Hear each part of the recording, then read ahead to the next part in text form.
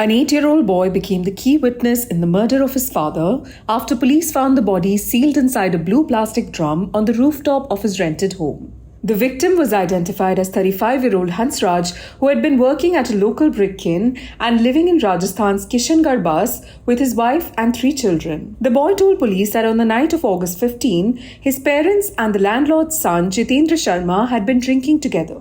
प्राथमिक जो अनुसंधान है उसमें ये सामने आया है कि ये तीनों ही लोग जो हैं वो अक्सर पार्टी किया करते थे और साथ में बैठ के दारू भी पिया करते थे. Hansraj, he said, grew violent and began to beat his wife. When Jitendra tried to intervene, Hansraj threatened him. The boy recalled that Jitendra then attacked his father.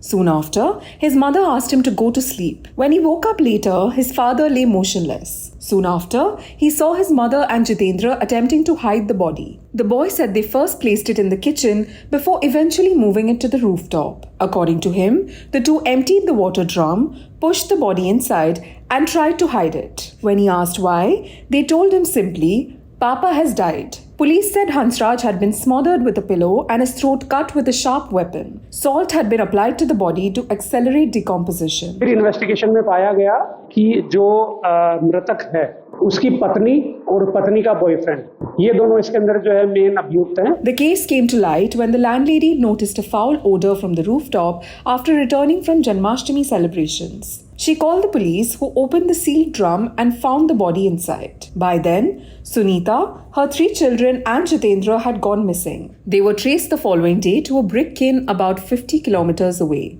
Police said the owner tipped them off, leading to the arrests. According to the police, Sunita and Jitendra had been in a relationship for several months, which Hansraj had recently discovered.